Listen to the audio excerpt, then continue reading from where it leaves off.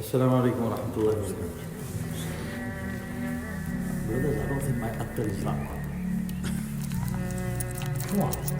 I'll even prove to you, I'll take my attar out. Fill the house, my house. What's up? Do I? Fill the house, brothers, come on. It's cold out.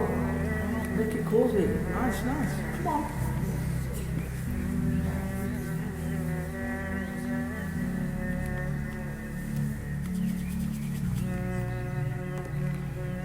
Isn't it? Better not.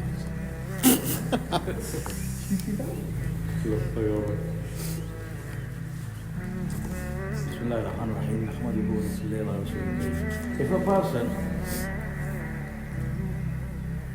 does not do things in the correct manner, he's never going to get a result. Yes? Example. Person wants children. What's he going to have to do? Apply for child benefit? No, do all afterwards. First and foremost, you have to get married. Then Allah Ta'ala will inshallah bless you with children. If you don't do that, and you do all the dua you want, you go for umrah upon umrah, you keep rosa all your life, you tell Maulana to make dua, Maulana make dua, Maulana's making dua, Allah Ta'ala nek bacha de. Then he comes back again, Mahab, make dua. You're not making dua for you, I'm making dua for you. Please make dua, I'll make dua for you. Then Malik was going for Umrah, Masab dua kar jo. You know, for what? Yeah, no worries. So after 4 or 5 years, the guy is still coming back and begging, Masab, are you not making dua for me? He said, of course I'm making dua. I'm making dua for you. Tahajjud, day and night I'm making dua for you. I don't know. Then it occurred to Malik Sahib. Malik Sahib said, have you got married? I said, no, why would I do that? If I was going to get married, why would I ask you to make dua? You just make dua and I get kids. No. Allah is able to do that. Yes, Allah can grant somebody children without marriage, like He did to Maryam alayhi salam. Isa alayhi salam was born without a father. But it's not the practice of Allah. Allah doesn't generally do things like that. Yes? In the same way, brothers, if we want to benefit from the talk of deen, we have to do it in the correct manner. Yes? So, we have to look at those people who before us listened to the talk of deen and benefited. Who are those people? Sahaba Kiram, the blessed companions of Rasulullah. So we have to look, how did they sit? So there are many narrations, people viewed it in different ways and then they narrated it. One person, he says, describing the sitting of the Sahaba Kiram, he said the Sahaba Kiram used to sit so close together that if a cloth was thrown over them, it would not dip anywhere. Yes? So now we have to look at ours. Is our sitting the same? If it is, alhamdulillah, we're going to benefit. If it's not, then we're not going to benefit. Yes? So brothers, fill the gaps, inshallah. Move forward. Another Sahabi, he describes it, he said the Sahaba Kiram used to sit so close together that if they were sitting near a tree or under a tree, if a leaf fell off the tree, it would not land on the floor, it would always fall on somebody. That's somebody describing the sitting of Sahaba Kiram. And third example somebody gives is that the Sahaba Kiram used to sit so motionless, listening to the talk of Allah and Rasul Sallallahu Alaihi Wasallam, that birds would come and perch on them. Now I compare that sitting and that listening to my sitting and my listening. My sitting, my listening is Yeah? Legs spread out, talking to my friend, massive gap in front of me. Yeah, I'm listening. No, you're hearing, you're not listening. And Allah Ta'ala says, when He praises those people who listen, الَّذِينَ يَسْتَمِعُونَ الْقَوْلِ فَيَتَّبِعُونَ أَحْسَنَهُ. He doesn't say those people who hear the talk. He says those people who listen to the talk. Before, in our masjids, I came to this masjid in the early 90s, I used to come here.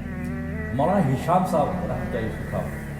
And I remember that because Salim Bhai used to sit in the Bayan right at the front and I used to be next to him. And we used to listen to Maulana Hisham Sahib.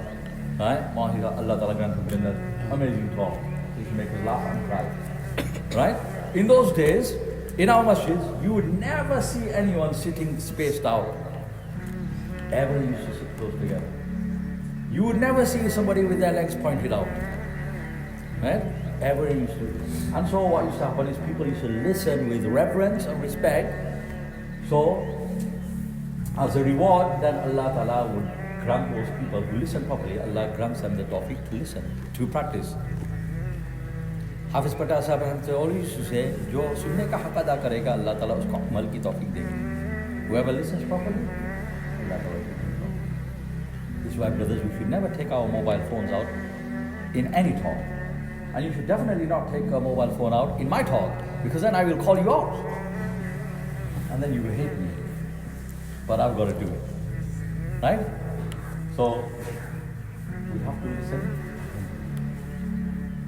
And then what happened? This is how it was in all our masjids. Our what we call Asian masjid, Gujarati, Pakistan, Bangladesh masjid, this is how it was. Yeah? In fact, I'll go a step further. You know, if you're as young as me, nod your heads. You're laughing at. Back in the days, and this isn't going back before the Second World War, I'm talking about, quite recently, up to quite recently. Yeah? If you walked into the masjid, if you walked into this masjid, because I came to this masjid first time, 1985. I'm telling my age now, innit? When I was the age of my son, 14. Right?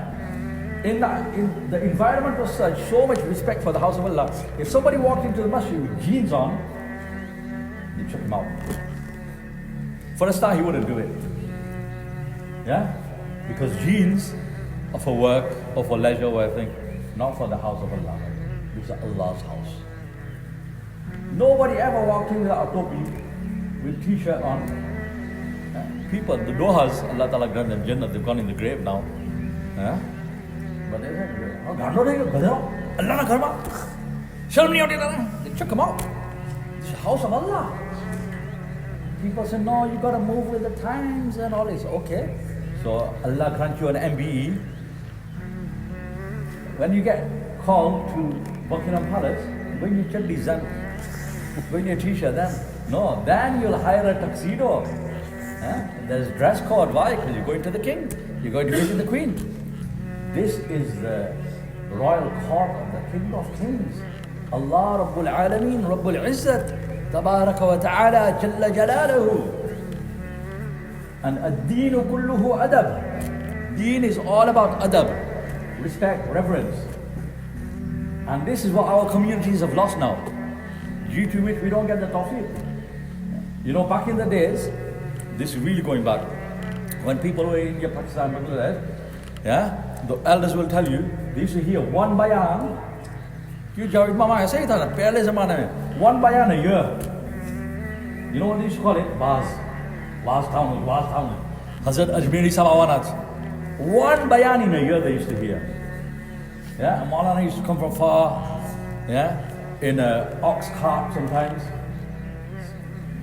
Riding in the back of that. And then they'd have a jalsa.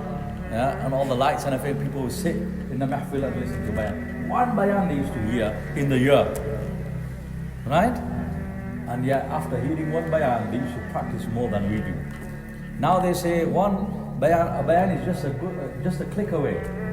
We get bayans all the time, left, right and center. We got on our phones every day, we get reminders and everything.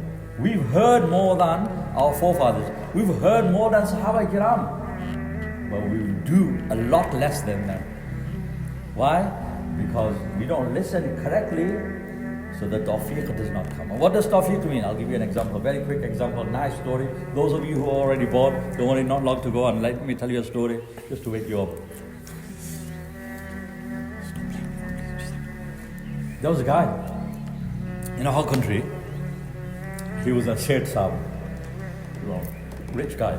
So he had this servant, his slave. They were both Muslims. So they went shopping together once. It was a hot day. So they're returning from the marketplace. So the azan is called. So the servant, the slave, he says to the Sheikh Sahib, he said, please, if you permit me, I'd like to go and pray my Zohr namaz. So he goes, Jaliya.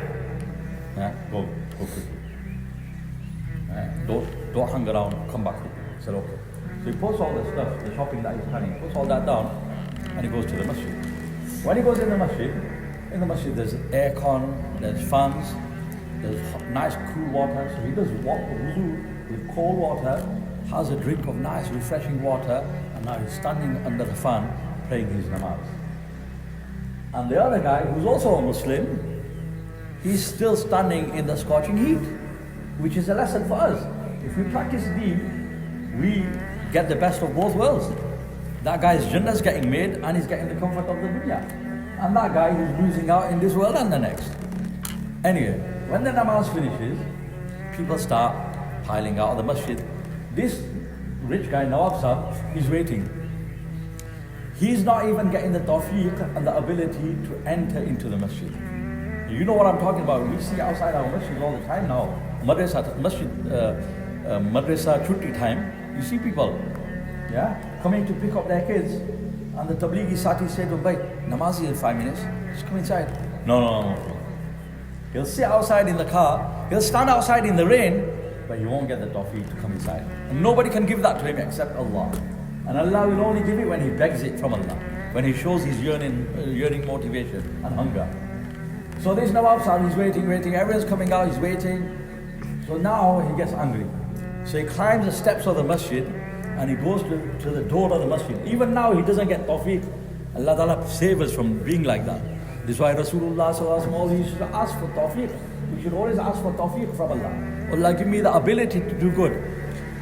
So he looks inside, still standing outside, he looks into the masjid and he sees that the slave is standing in the first saf.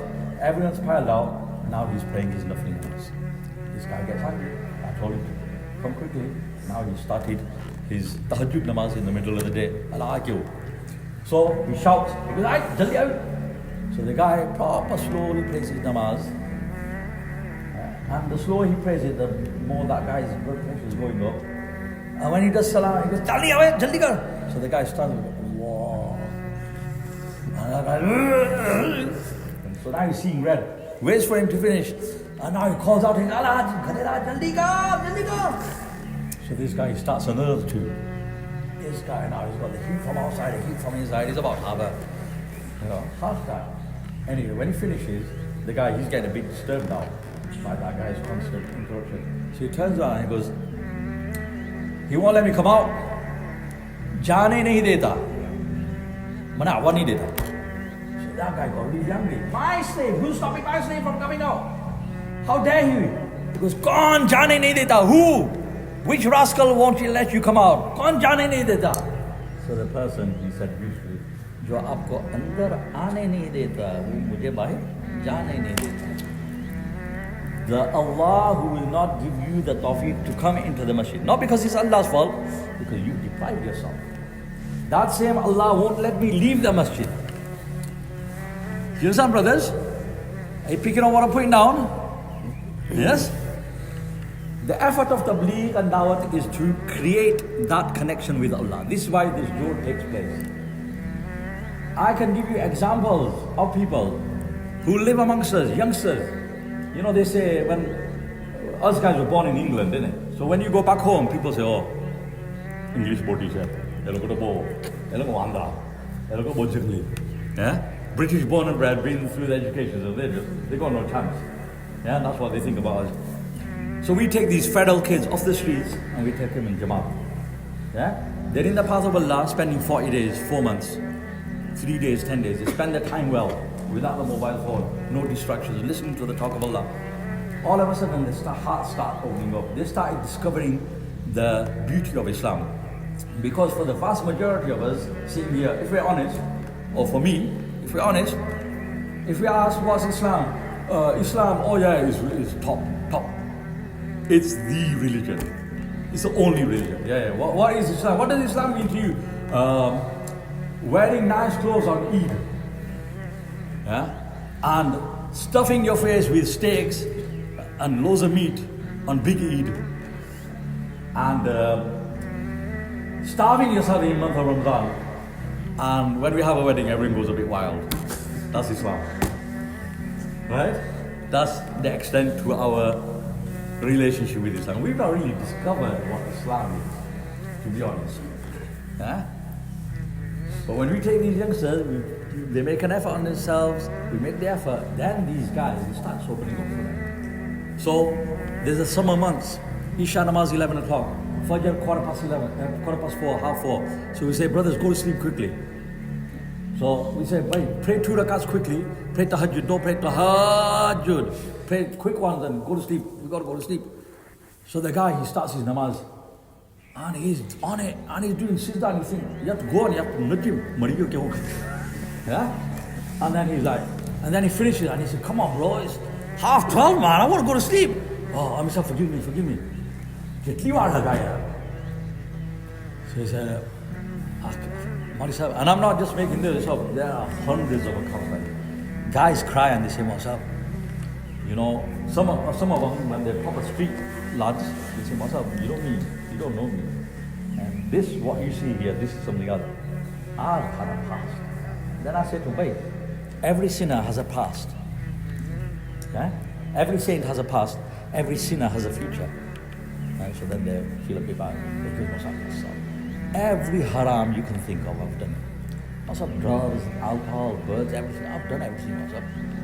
Yeah, I've done the white powder and I've done the brown powder. I've done everything myself. And then he cries and he said, but myself, when I go into Sizdah now, the enjoyment that I'm getting, Qasam, nothing compares to it. This is a British born bred kid, 16-year-old. One guy, one gangster who'd been in prison, he goes, Qasam, I've done all the haram. When I go into Sizdah, I make dua to Allah, Allah take me here. I never want to lift my head up from Sizdah. One guy, he did such a long Sizdah that he said, eventually I felt some wetness around me. So he goes, I got up and then I turned the light on. And what I found is my Sizdah was so long that my 2 buck teeth had fallen out. There was a pool of blood and 2 teeth lying in there. This is also a life. And then there's my life. Wake up, go to work, come home, go to sleep. Wake up, go to work, come home, go to sleep. Wake up, go to work, come home, go to sleep. Masala dosas, paya, nihari, Oreo milkshake, outing, picnic, party, No. Your life is no life. The life is the life of a mu'min. I swear, sit down with Fazal Amal on your own, read the story of the Sahaba Kiram, and then ask your heart, were these people living the life or am I living the life? The Sahaba Kiram were happier with stones tied to their stomach than we are after we've turned 3 happy meals. After we've had a gourmet burger. You're gonna have to tell them the gourmet burger joke, innit? Gourmet burger, I'll have to tell you the joke. It's a Lancashire thing, yeah? A joke that I made up years ago. You know when gourmet burgers first came on the scene? Somebody sent me a picture. Going back 15 odd years, yeah? Someone sent me a picture. So he goes, what's up, check out this mother. Yeah? I goes, what's that? He goes, what's that? It's a burger. I said, yeah, I've had burgers. He goes, no, what's up? Check out this stuff. Mother of all burgers. So I'm looking at, so then I zoomed in. So it's massive, multi-layered, and it's got that skewer growing thing, innit? So then I looked at the price tag. I was disgusted by the price tag. I said, oh, who's paying for that? I goes, what's that? He goes, what's that? It's gourmet burger. Okay. I said, what's the skewer for?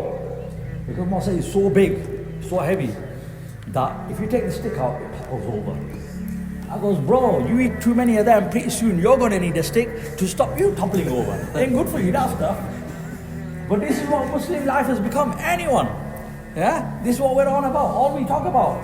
Sadi makan jawana. Doha sitting around in the masjid. Open curry house, Nabu curry house, masala dosa, khao. Paya, nihari. Yeah? Weddings, outings, holidays, ha, he. Milkshakes, shisha bars. This is all we've become. And the Sahaba Kiram had stones tied to their stomach. They felt happier in that state than we feel after we've had our outings and everything. Why?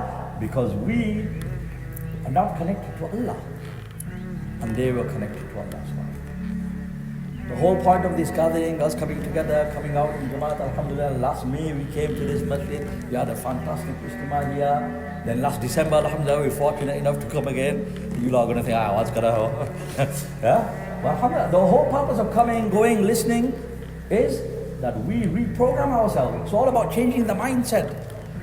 Is my mindset the mindset that the Sahaba Kiram had? That Rasulullah Sallallahu Alaihi Wasallam had? Or am I just about living the life? Me, myself, my kids. Make money. Like Akbar Ilabadi Rahmatullah, what did he say? Allahu Akbar. हम क्या बताए अहबाब क्या कारनामे कर गए BA हुए नौकर बने याकूब भाई पेंशन मिली फिर मार गए.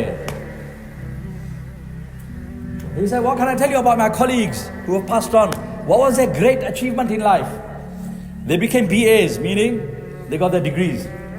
Then they got their jobs. He secured his first job. Then he worked there, 40 years service, never a day off. And then he retired. And then he died. Is that a life? Is that the life of a Muslim? Or are we supposed to be doing something different? Something else in addition to this? One guy in a company is proper devoted. By coming Jamaat, no time. Come for namaz, no time. It's proper. I said, Tara Babni company, sir. You're acting like it's your dad's. I said, you know these people, they don't care for you. At the drop of a hat, they'll drop you. First sign of trouble, you'll be the scapegoat. You're the right color. No, it's not like that. It's not. I said, mate, mark my words. Okay, yeah, you work well and everything that Islam teaches that. But you don't give your heart and soul to something. Heart and soul is only for Allah. And guess what happened? It happened. And he's crying and he's, oh man, you're 30 years to this. I said, if you would have shown that same loyalty to your deen, Allah Ta'ala would have given back to you. A job's just a job. A house is just a house. Money is just money. But deen is deen. Deen is our everything. The day I drop dead, Allah grant me barakat in my life. Ameen. And grant you barakat in your lives as well. And the second Ameen was louder than the first one, noted. Yeah? Allah grant us barakat in everyone's life. But the day you and I go, my house, I won't talk about you because you might get offended, but it's the same with you and me, everyone. My house will still be there. My car will still be parked outside my house. My bank balance will still be there. Everything will be there. But you know who won't be there? I won't be there. That house I call my own. Yeah? I do. Sometimes where we come from, we have our terraced houses. Mashallah, your house is a bit bigger, not massive, but a bit bigger, yeah? But Besharam, he goes, come on, Masa, I've had my house extended. Yeah? Let me take you for a tour. And Besharam, na like Tana Sharam, you say that in your heart. Two up, two down, no, I mean, bragging, it's my house, my house. Yeah? One guy, he goes, Masa, I've bought a new house. I said, you already had a house. He said, Masa, yeah, in a nice, leafy suburb. I said, why? I said, kids were growing up and everything. I said, yeah, your family wasn't growing, because you got that. You don't have the Sunnat family, innit? Like we had back in the days, our parents had. Back in the days, mashallah, our families as well, 5 kids, 6 kids, 7 kids, 8 kids. Some of my friends, football teams, with the substitutes as well, mashallah. Yeah? Ab to kya kehte hai? Nowadays, they have the nuclear family, innit? The non-Muslim model. It's not our way, brothers. Yeah? What do they say? Hum do, hamare do. We are two, we have two. Yeah? एक के बाद अभी नहीं, 2 के बाद कभी नहीं. बच्चे तो 2 ही अच्छे आज़े से हैं. All family planning. But in those days, mashallah, families are big. Anyway, because Nabi Pak Sallallahu Alaihi Wasallam said, on the day of judgment, he said, have plenty of children, unless there's a health issue or something like that. Other increase the ummah. Why? On the day of judgment, I will see your children, I will see my ummah, and I'll get happy. So, what happens is, a person is like, bought a big house. Why have you bought a big house? It's not as if your family's getting bigger. No, kids are growing up. My wife said she wants to move out. Anyway, okay. Inshallah, mashallah, mashallah. So he goes, must have come down. They only take Molly Sahib once. Jinne bagawa haru. Yeah, to get rid of it. After that, they don't. Illa mashallah. Some people do, but So anyway, you go down and you see the house and everything, and you say, MashaAllah, Allah wa nasib kare everything. But then you think, Mom, you're getting on 55 and you bought this house. And now all your energies, all your money is gone into that. What are you going to do for your deen, brother? And at the end of the day, I'm going to leave it behind. The day I go, Dastan nesti ki main tumhe suna raha hun. The poet says, let me tell you what happened the day I died. And here he's talking about himself, he's talking about me and you and everyone. Log ghar ko aa rahe the, main ghar se ja raha hu. दास्तान नेस्ती की मैं तुम्हें सुना रहा हूँ लोग घर को आ रहे थे मैं घर से जा रहा था. Heartbreaking. I think about it, it just breaks my heart. What happened? The day I died, what happened? People coming to my house, and I was leaving my house in a wooden box. That's a reality with all of us. And you know the worst thing is, brothers, I'm just telling you as it is because I've witnessed it. People will come to my house, my car will be parked outside, they'll come in my house, sit on my leather reclining sofas, yeah, ask for a cushion or two as well, spread their legs out, use my central heating and my underfloor heating, yeah, and if they've come from far, they'll say, Bhai, Dulna mehman khaine jajo. So they'll come, they'll sit on my dastakhan, eat my food, which I stocked up because there was a tail sale and rice was half price, yeah, and I thought, mashallah, I got my pantry full, I'll be good for a good few years now. I didn't know that, I passed myself by date. So they'll sit on my floor, in my house, my central heating, my food, and they'll talk about themselves. Isn't it? Yehi hota hai. This is what happens. People hardly remember the marhum. In one riwayat it comes that when we bury the dead person, an angel comes with special dust and throws it over the people so that the people forget. And people will forget me. And people will forget you. And that house that was my house is no longer my house. My house is now a qabr for all of us. And what's inside the qabr? Rasulullah sallallahu alaihi wasallam says, إذا أقبل الميت أتاه ملكان أسودان أزرقان يقال لأحدهما المنكر والآخر النكير. Two angels will come to me. I'll talk about me. So you don't get offended, but I'm talking about you, brothers. And any sister, and any human being on the face of this earth, this is about them. Have I seen it? How am I telling you? Have I seen it? No, I haven't. But I'm telling you, I believe this and you believe this better than if we had seen it. Why? Because Asdaqul Qailin, Rasulullah saw it and he is informing us about it. The people who bury me will not have even left the graveyard. Rasulullah said, you will still be able to hear their footsteps when two angels will come to me and you. And he describes those angels. أعينهما كالبرق الخاطف وأصواتهما كالرعد القاصف وأعينهما وأنيابهما كالصياصي. They will have long hair coming right down to the ground. يتعاني في أشعارهما. They will trample their hair. They will have two eyes which will be fiery. They will be completely black, hideous features. Their eyes are like lightning, their voice is like thunder, and they have teeth which are like the horns of rams coming right down to the ground, and they will split the ground between themselves and me by means of these teeth. And these are not fairy tales, brothers. Rasulullah has told us. And the reason why we think, oh, maybe not, maybe fairy tale, is because our iman is weak. And this is why we're told to go in Jamaat, to listen to this again and again and again and again, so that it comes in my heart that, yeah, this is true, absolutely. That when I stand on a grave, I should know that this is either a garden of paradise or a pit of hell. This person is either being blessed by Allah, being endowed by Allah. Why? Because Rasulullah said, a person who is in the constant habit of going in gasht, going in the path of Allah, tawaf, umrah, walking to the masjid. When I go into my grave, that walking will become, Allah Ta'ala will give it a shape. It'll become a shield and it'll come on my feet side. The Quran tilawat and the zikr that you do will come a shield on your head side. The fasting that you keep, the rosas that you keep will become a shield on your right hand side. The sadaqah and charity that you give will be a shield on your left hand side. The Surah Barakah Ladhi, 29 sipara, and Alif Lam Mim Sizdah, 21st sipara, that you pray every night before you go to sleep, this will become a huge bird with massive wings, and this will come and envelope you from above. And Rasulullah said, the azab of the qabr comes into every single person's grave. But when it comes into the grave of a mu'mina, the person who lived a good, clean, pure life, did what they were supposed to do, obeyed Allah, followed Rasulullah, built the iman, frequented the masjid, went out in the path of Allah, acquired the knowledge, did zikr, helped the other people, and all the other good actions, what will happen? The azab will come, whichever angle it comes from, it will find a shield, and then it won't be able to attack the person, and it will go away. And then the angels carrying hammers, Rasulullah says, مَعَهُمَا مِرْزَلَا مِنْ حَدِيدٍ لَوْ ضُرِبَ بِهَا جَبَلٌ لَصَارَ تُرَابًا. I'm quoting the exact text to you.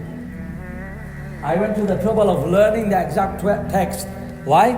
So that we understand that these are the exact words of Rasulullah, and there should be no shadow of doubt in anything that I'm saying that he said.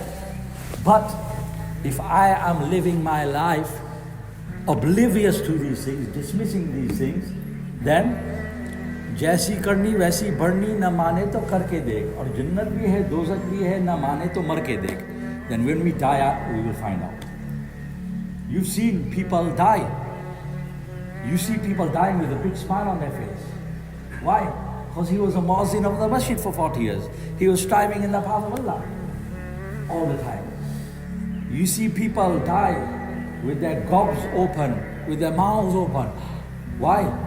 Because 80 years on earth and they dismissed everything. There are no angels. Brother, if you got your phone out, put your phone away, please. Jazakallah, house of Allah. Or excuse yourself from the gathering. Brothers, fill the gaps, inshallah, move forward.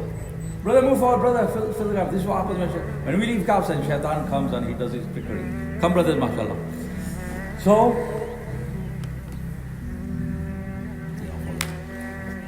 people die like that. Why do they die like that? Why? Because they dismissed everything. There's no angels, there's no heaven, there's no hell, there's no Allah, there's no Jannat, no Jahannam. Angel of death comes and touches a jugular. What happens? Dr. Saab is sitting here, he'll tell you, he's seen a few deaths, I bet. People tell me, Mosab, my dad was dying, the doctor said, I took my whole family. We're all crowded round, Papa, Kemso. He wasn't responding. We took Munna, his favorite grandson. Well, no, Munna se, and he wasn't. It was like he was seeing through us, looking through us. I said, he was looking through you. You're not supposed to do all that at that time. Leave him be. Just put a mollis up next to him. Why? Because his eyes are open, his eyes are wide open, but they're wide shut. Why? Because when the jugular is touched, then these eyes, the earthly eyes, although they open, they become blind. And every single person gets X-ray vision, special vision of the akhirah. So now they can't see the wall, they can't see the ceiling, but they can see the sky, and they can see the heavens opening, and they can see the angels coming down. May Allah make us of those people that when we're dying, we see that coming, and we see angels of Jannat coming down, with the bouquets of Jannat, with the musk of Jannat. Rasulullah said that 500 angels come down for a mu'minah, and they say, Ya ayyatuhan nafsul mutma'inna, irji'i ila rabbiki radiyatan maradiyah. Abu Bakr radiallahu was sitting there and said, Ya Rasulullah, how lucky will be that person who gets told, who gets given this glad tiding on the deathbed, that come back to Allah. Allah's waiting for you, come back to Allah. He said, Ya Allah, Ya Rasulullah, how lucky is that person? Rasulullah said, Oh Abu Bakr, rest assured, I'm pretty sure that is what will be said to you on your deathbed. Don't we want to be those people? Or there's the other side as well, which is why people die in shock. They weren't expecting all that. The angels of Azab come down with their hammers, with their clubs of Jahannam, with their whips of Jahannam. Allah protect us all. So respected brothers and sisters, this is a reality. All that I'm saying is a reality. It's going to happen. How do I know? Because the most truthful person, Rasulullah has told us. A person said, what are you talking about? That the two hammers, Munkar Nakir will be holding, Rasulullah said, لَوْ ضُرِبَ بِهَا جَبَلٌ لَصَارَ تُرَابًا. لو اجتمع عليهما من في الأرض ما حرقوه. If all of men and jinn get together and try to lift one of those hammers, just one of the hammers being lifted up by each angel. If all of men and jinn, you know jinns are tough. You heard the jinn story. I don't have time to tell you jinn stories. Otherwise you would break. You'd have a lot of fun. But jinns are tough guys. And humans, Mike Tyson, come on, boom. Back in the days anyway. Yeah? I remember when I used to come to Nuneaton in my childhood, at that time, somebody told me here that, that time Mike Tyson was in his prime. Yeah? At that time, they'd done a test, and they said that being punched by Mike Tyson, yeah, was equivalent of being hit by a Mini Cooper. Now it's a Mini Cooper in those days, it was a Mini, driving at 30 miles per hour. A light jab from Mike Tyson was the equivalent of being hit by a Mini Cooper driving at 30 miles per hour. That's one human being, huh? And if all human beings get together, they're tough. And all jinn get together, how strong are they? Yes? And yet Rasulullah said, all of men, all of jinn get together, try to lift one of those hammers. They won't be able to move it, let alone lift it. And yet Rasulullah said, Munkar Nakir, they're so big, Allah's made them so strong and such hideous features that they will hold the hammers as easily as we twirl a stick. And if the person gets asked, when the person gets asked the three questions, Man Rabbuk, Ma Dinuk, wa Ma Taqulu fi hadha rajul. What is your religion? Who is your Lord? What do you say about Muhammad sallallahu alaihi wasallam? Now when I was a kid, I used to hear religion, there's only a few religions, yes? Christianity, Judaism, Islam, yeah? So obviously we're going to say Islam. But as we went out into the big bad world, you realize that, there's so many religions.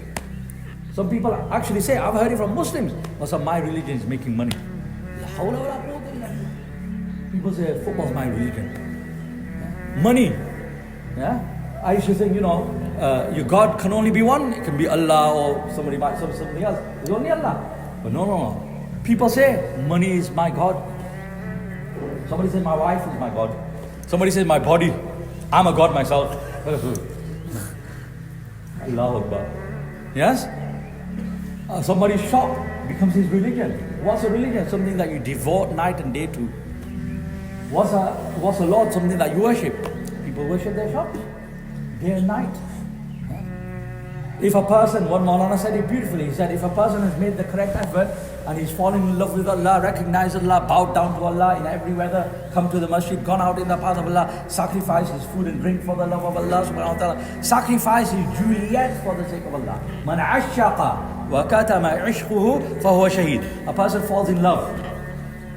Yes? And falling in love can be at any age. Sometimes that happens with du'as as well. Yeah?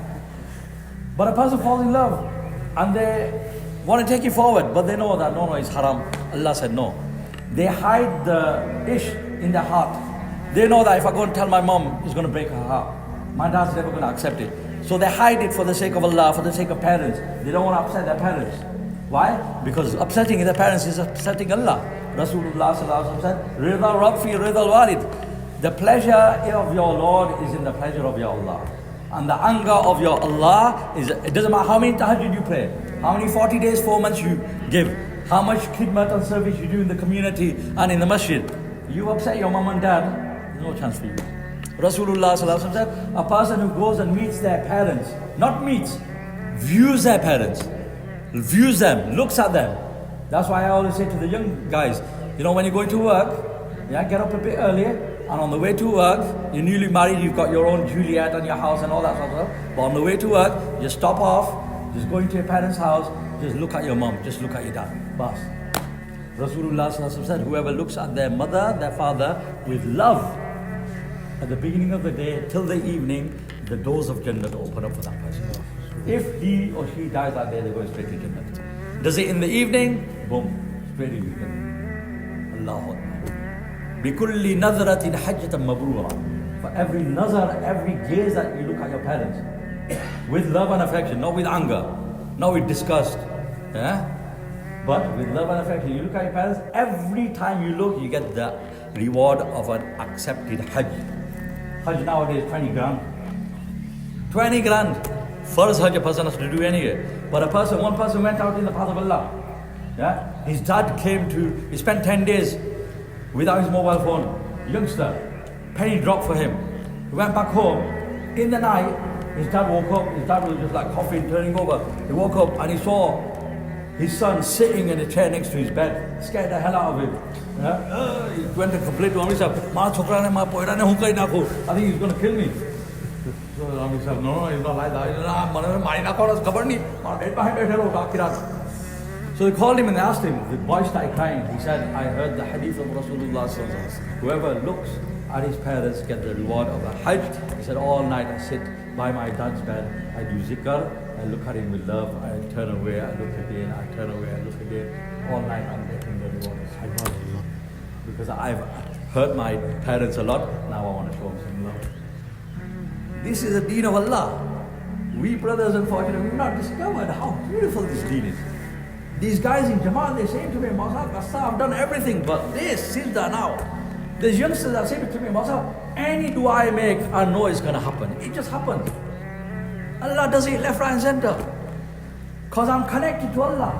Why? Because the person who falls in love with Allah hides it for the sake of Allah. Wherever that person dies, even if they die on their deathbed, in the narration it says that person will die as a shaheed. That person is walking the streets of Nuneaton. Upon the arsh, Allah Ta'ala is gathering the angels and He's speaking highly of that youngster. He's a superstar in the heavens. Why? Because he sacrificed his desires for Allah. This is who we were supposed to be, brothers. But instead, look at our lives. Look at our lives compared to non-Muslims. I'm telling you, if we're honest, the problem is we're not even honest. We just, astaghfirullah, brother. But I said, the problem with the difference between me and a lot of people is that I'm a loser, but I'm not a sore loser. I admit when I'm wrong. I admit I'm addicted to my phone. I admit I don't have deen in my life. I admit it. But many people say, mashallah, but no, you assess your life, see in the Talim every single day. Reflect your life, mirror your life against the Sahaba Kiram, look at their lives. किस लिए आए थे क्या कर चले तोहमतें चन अपने sir पे धर चले. Why had I come into this world? Why had Allah Ta'ala sent me? Why did He make me a Muslim? Why did I land in Nuneaton? Why did Allah Ta'ala give me these faculties, this money, this job, this house, this family? Was I just about earning money and then dropping dead and leaving it all behind? House gone, money gone, everything gone? Log ghar ko aa rahe the, main ghar se ja raha tha, people coming to my house, I'm leaving my house forever. And you know the worst thing is, people sit on my leather reclining sofa with my cushions, eat my food, my underfloor heating, my central heating. And if it's a day like this, they'll put me in a cold, wet, dark hole in the ground. And you know how treacherous the dunya and the people of the dunya are. That's the nature of the dunya. They won't even give me one cushion. And you know who's going to throw mud on top of me? Not my enemies. I hope I don't have any. My own brother, my own blood, my own friends, my own Hafizab. They'll be throwing on top of him. That's a treachery of the dunya. So brothers, we've got to get out of this, man. Where are we going? Where were we supposed to be getting? You know, I always say, I'll finish with this now. Every person sitting here, yeah? If you got young brothers, sisters, nephews, nieces, or kids, yeah? You ask them what you're going to be. MashaAllah, if they've had tarbiyat properly and they've been madrasa and, you know, MashaAllah, Nek family, no kid ever said, I'm going to be a footballer. Yeah? They say, I'm going to be a qari. I'm going to be a Maulana. Sometimes you bring them to the masjid and they'll say, he's awful one. Because he said, qaris are praying, Maulana are praying. So now he wants to be qari as well. And he said, Maulana, I'm going to be a qari. Mom, Dad, I'm going to be a qari. I'm going to be a Maulana. Us guys, we were like that as well once upon a time. Yeah? When we were kids, we had dreams of going places. Now, I'm now old. If my avatar could come out of me, yes, and sit in front of me, my 16-year-old, imagine yourself now, your younger self, if it could come out of you and sit in front of you, and if you could have a chat with yourself, with your former self, what would he do? What would he say? I always say, first and foremost, my avatar would give me a slap. Allah, what have you done to yourself? We were supposed to be going places. What have you done? You were supposed to be alim, hafiz, qari. You're supposed to be going out in the path of Allah. You said 4 months every year. You've not done 40 days in 20 years. Somebody's avatar will stop him. Allah, you gain on 50. You've still not got a handle on your namaz. Your kids are growing up. You're going to get your daughter married. Namaz not take on any. What are you doing? You son, this is just us talking to our younger self. Now take it further back. What about the elders in your family who've passed away? If they came out of their graves, Allah Ta'ala grant them all Jannat, if they were to look at our lifestyle, they will think, Tawbah. I'm talking about people who passed away in the 80s, 90s, and thereafter even. Sometimes you go to a wedding and you're there, and next thing music starts blasting. Yeah, and the Bhangra dancers come on, and you're like, you don't know where to look. And you're, Halisa, Tamara Garni Sadi Evi. So he's like, Astaghfirullah, Astaghfirullah. He said, I didn't know. Why? The wedding planners bullshit. Yeah? They planned it, don't tell grown-ups, don't tell grandpa. This was happened. We look down on our parents, on our grandparents. You hear it from the youngsters. Allahu Akbar, you're looking down on your grandma. One girl, she goes, yeah, because you know her pansura, you know women, mashallah, they're more naked than us guys, yeah. So there, mashallah, the pansura, pain is falling out everywhere. Yeah. One woman I asked her, I goes, what do you pray before you go to sleep? Surah Maryam, Surah Tabarak, Yasin, Surah Kahaf, I'm thinking, wow, you're supposed to play Surah Alif Lam and Surah. She goes, now matter. I said, Kaya Mani Sabeta. So she goes, oh, no, lieutenant of my daddy, my daddy told me so. MashaAllah. She's praying all the time. And her young daughter, who thinks she's so advanced, educated, working girl, she's looking down on her. No, ma. She's got something you haven't got. Today's world now, mashallah, brothers, we've got so much. We've got so much dunya, abundance of dunya, and because of that, we're becoming blind to what we're losing in terms of our deen. Where is our namaz? Where is our striving in the path of Allah, populating the house of Allah, sitting with the ulama kiram, gaining knowledge? All of that, what's happened to us? Are we just about now picnic party, weddings, ha ha, he, curry houses? Is that what we become?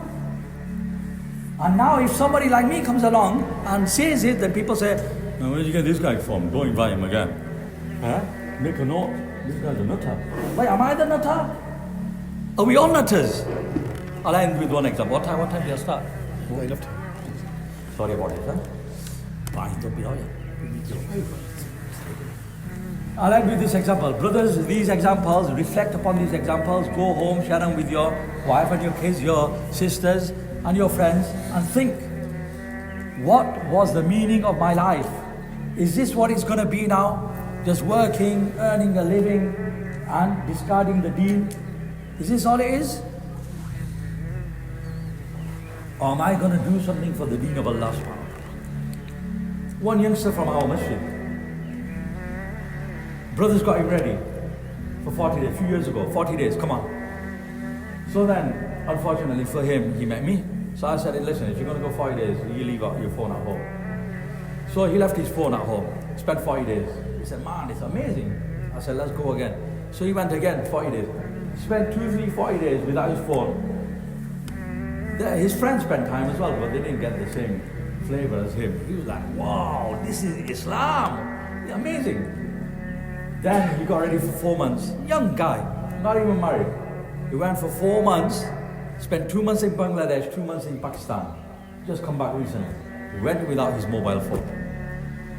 I look at him, his namaz, the way he says the name of Allah and everything, and I think, Ya Allah. The guy's been striving for it, he's got it, man. If we strive for it, we also get it as well. Otherwise, our connection with deen, with Quran, with the hadith, you know, you look at your grandma. Back in the days, our mothers, Allah Ta'ala grant them all Jannat, those who are still alive, Allah Ta'ala grant them barakah in their life, used to go down to the market, used to buy this cloth, the cheapest one, yeah? They used to come home and they all had one of those Singer machines, yeah? Which took up half the living room in the corner, yeah? So, they'd make from that cloth, they'd make sofa covers, bed settee cover, yeah? And chair covers, and they'd make curtains, yes? Yes, yes, brothers. Those of you who are young enough, yeah, not long. Otherwise, people think this guy is just blogging, making it up, trying bubbles, right? Then they'd have some cloth left over. You know what they do with that?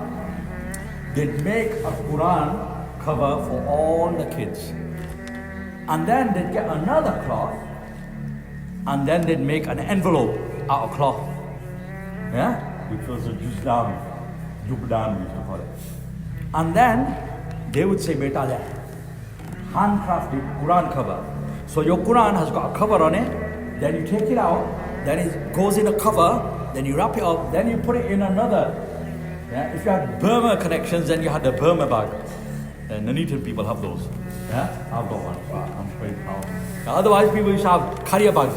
And you used to wrap your Quran in there, which is inside the juzdan, which is inside the cover, and you used to put it in here, and you used to walk like this to madrasa. Yeah? And when you took it out, you'd take it out and then you'd kiss it. Yeah? You'd do all that. Why were you doing that? Because that's what they taught you. Whether it was, extreme or whatever, that's a different thing. But that's how your mom used to do it. Every time she picked Quran. So much reverence for the Quran. Yeah? And nowadays, I don't like to talk about negative things, but you see it all the time. One of my mates walked out of a masjid. There was a bus stop there. Bus stop, they've got one of those seats where everyone puts their backside. Yeah? So there's guys who are standing there, Hifz class guys, they had the Qurans in hand, and they're talking. And unfortunately,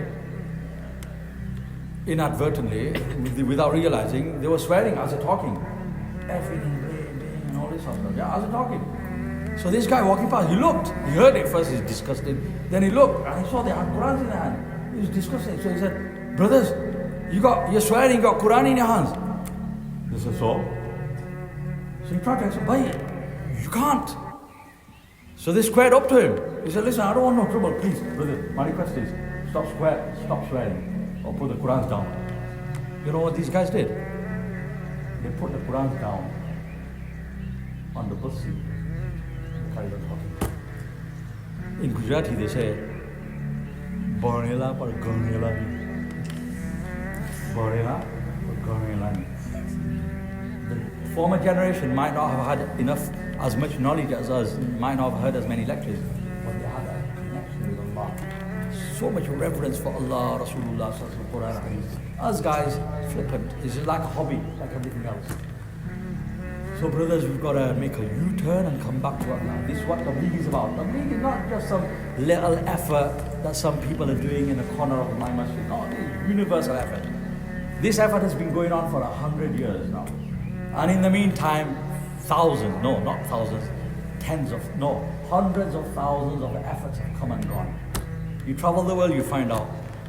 Every day there's a new organization, tanzeem, something being born. But they've all died at death. This has endured. Why? Because this is closest to the effort of Rasulullah sallallahu alaihi wasallam. Up north, we went through a period where people used to invite me to do lectures. And they'd print a massive, they got these 3D printers. Male Muftar Dile Bevaraham Committee ka maal hai, chalo bhai. And they bought these hundreds, thousands of pounds digital printers. Yeah? And they were printing out these massive posters and putting your name on it. Sheikh Osman Kazee. That's a milkshake, more like. Yeah? Electrifying Bayan. It's a short circuited, more like. Yeah? And they'd put this poster and they'd call me. So I'd go along and they'd have a tenth of what you've got here. You got little kids, this is it. Yeah? And I've come all that way to do a bayan. So I used to tell them in every single way, I said, "Brothers, mashallah, it's good that you've done this, but this is not the way. This is not the way. If you want to bring the crowd, the way is the Tablighi way." Why? Because the Tablighi way is Rasulullah sallallahu alaihi wasallam way. Why do you think the Tablighis have a gathering and there's such a massive turnout? And not just a turnout, but then a few weeks later, so many people go out in the path of Allah. From our masjid, 80 people went out in the path of Allah one holiday. Why? Because they do legwork, qurbani, going in the pouring rain, in the wind. One Maulana, finish with this, sorry. One Maulana went to a country, Muslim country, he delivered a bayan. So the government people, they heard, some minister must have been there. He thought, mashallah, amazing bayan. So he went to the parliament and then they had the discussion of it. So the parliamentarians, the ministers, they came to the Maulana and they said, "Listen, Muslim country, we've got TV channel, we've got radio. We want you to come on TV, do a bayan."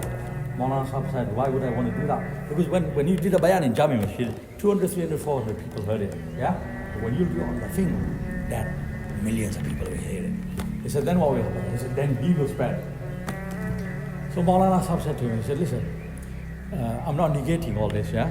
But if Allah was in need of TV and radio and all these other things to spread Islam, He would have given them to Rasulullah. They would have been invented before Rasulullah came in the world. Yeah? There wasn't even a printing press. Yeah? When Rasulullah was here. To show us that the real effort, the ground roots effort, the real first effort is the effort of Rasulullah, going out in the path of Allah, going in Kashf. All these other things will supplement it, yes, no problem. Posters and all that. But if you think you could just print a poster, put on a good menu, yeah, boys and girls mixed, and people do all crazy things just to woo the crowd, it ain't gonna work. And if it seems to be working, the effect is not going to be long lasting. The real effort is the effort of Rasulullah. And Tabligh, in the effort of Tabligh, we are replicating it as near as possible.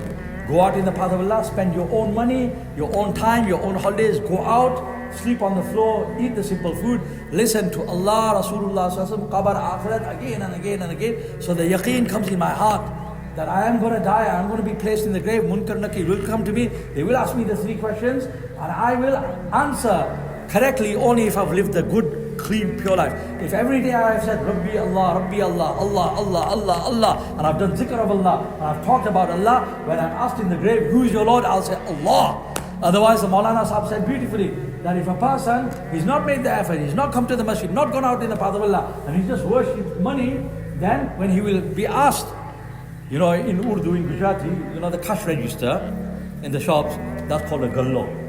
Yeah? So if a person was just dunya, dukan, didn't come for Fajr Nawaz, went to open his shop. All days in his shop.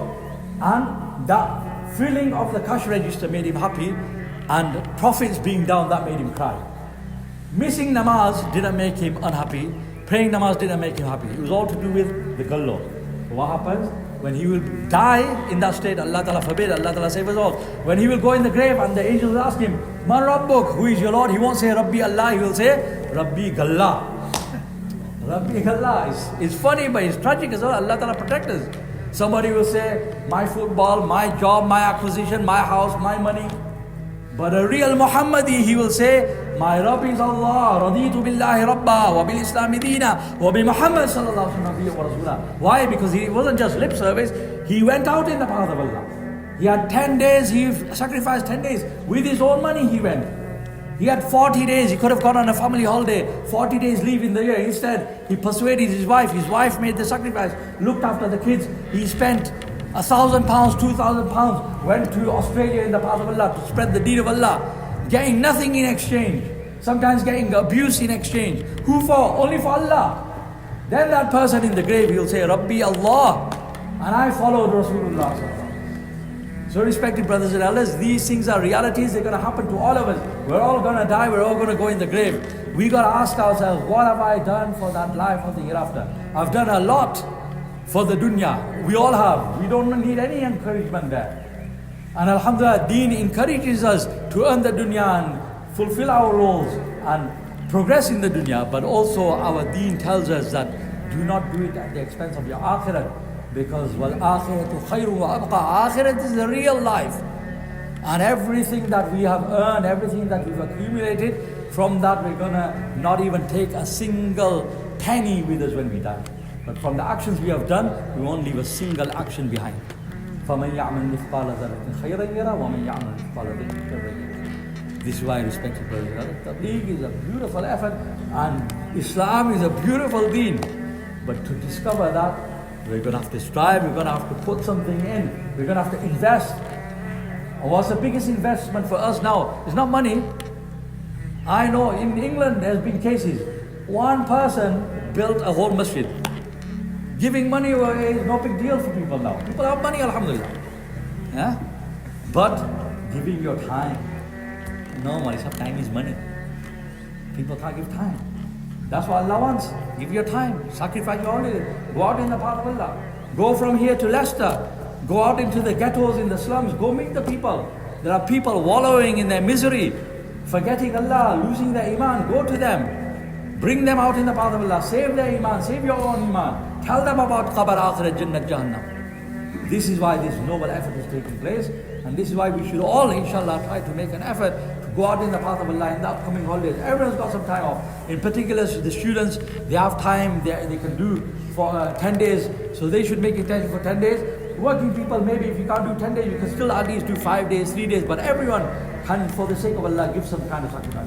So give your intentions, brothers. Come, brothers, this is in need of the time. Islam needs this. Come, brothers, mashallah. Give some of your time for the sake of Allah.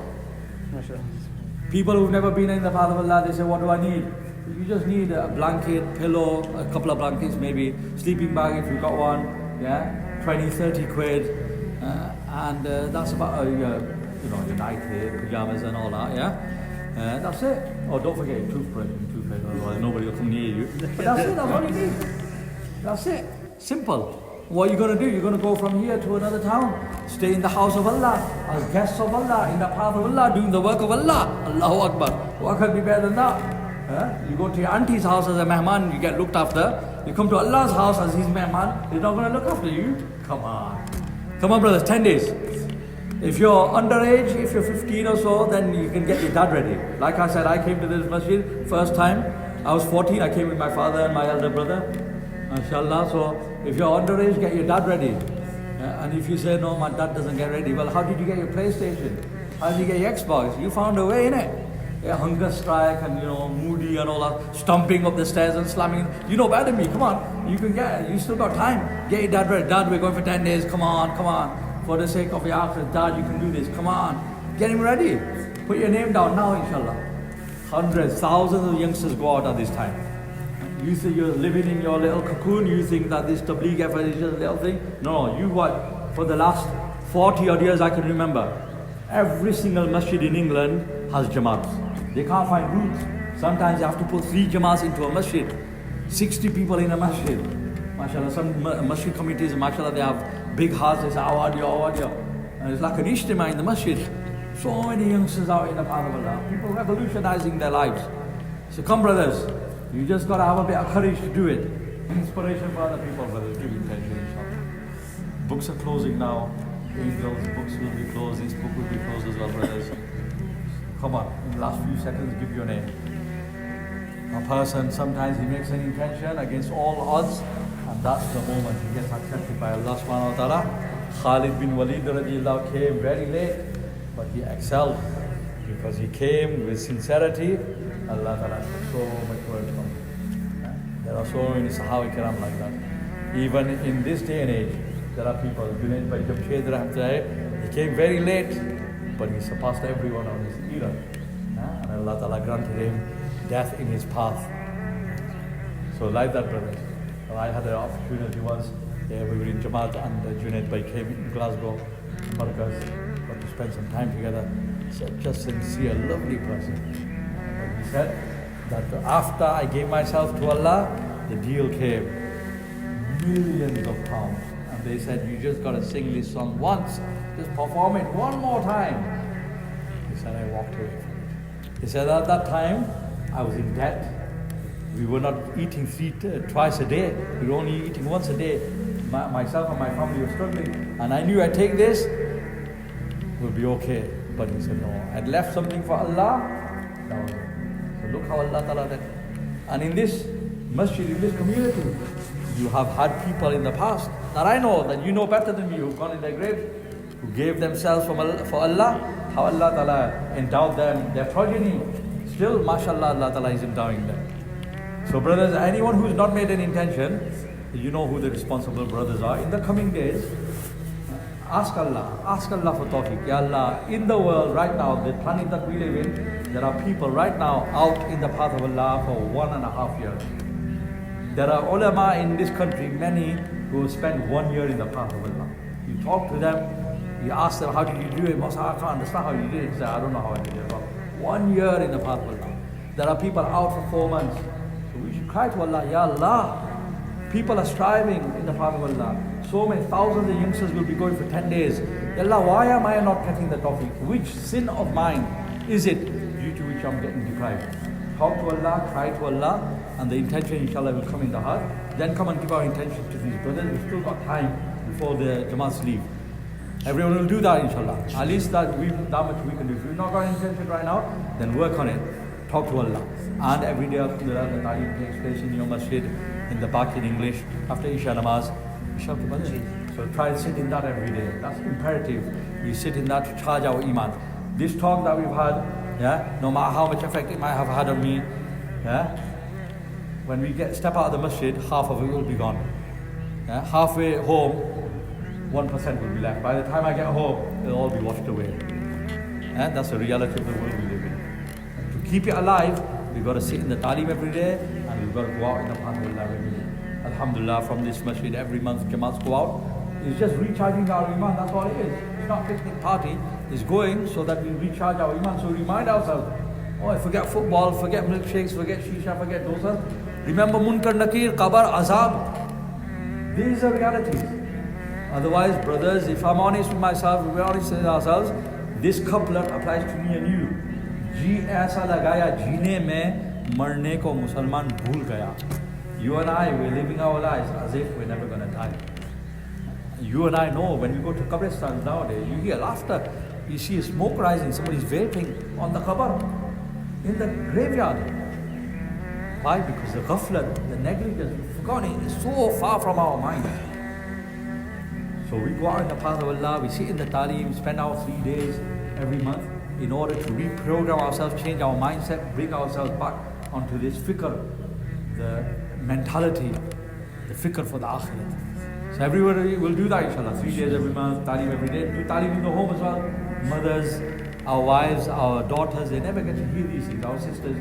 So many things you hear in the Bayan from the ulama kiram, write them down, that's the sunnah of Sahaba. Go and repeat it to your mom, to your sisters, sit down in Ta'aleem, share it with them. So their iman also stays awake and alive. And so they also have fikr. Allah Ta'ala grant me and all of you. And the other thing is, if a person really cannot go out in the path of Allah, boss is a Hitler, or whatever, maybe the wife's a Hitler. Or for whatever reason, a person can't go. Or he's been for a few days, then he comes back to his locality. Jamaats will be coming in the Christmas holiday. Like alhamdulillah, our Jamaat came last year from both. So this is a busy period. So when the Jamaats come, don't just, change masjid, go to another masjid for Jamaats here, forget it. No, sit with the Jamaat. If you can't give them curry khichdi, dar chawal, then at least sit with them. I'll be honest, a Jamaat, you go in Jamaat and somebody comes and says, Maulana Dawat, we're getting bored of Dawats now. It's like, but if somebody says, Maulana, I'm going to sit in your muzakara, I'll take you for gush, that brings us more joy. So when the Jamaats come, help the Jamaats, take them in gush, sit with them, give them dawat as well, but don't give dawat from takeaways. Try to give dawat from homes and be tolerant with them. Sometimes, like I said, you get kids off the streets, they're not been in masjid all their life and stuff, they don't know how to behave. MashaAllah, yours is a beautiful masjid. So you're going to be on the edge, they might break something. So just sit them down nicely, tell them nicely. One is telling them in that way, and one is nicely. Like any Jamaat that comes down, I miss a proper nice baraf. You just say, MashaAllah, you see how much is nice, isn't it? They say, well, MashaAllah, we've got on the floor, we've got this, we've got it. And in that, he slips in that because we've got cameras everywhere. Dekho yahan pe bhi 4 hai, and there's cameras in the toilets. There's cameras everywhere. Hint, hint. So everything gets recorded and everything gets viewed. Puts that in there. Everyone behaves after that. That's one way of telling them. Another way is barking now and telling them not to mess around. So be nice to the Jamaats that come, welcome them, and actually take them for questions.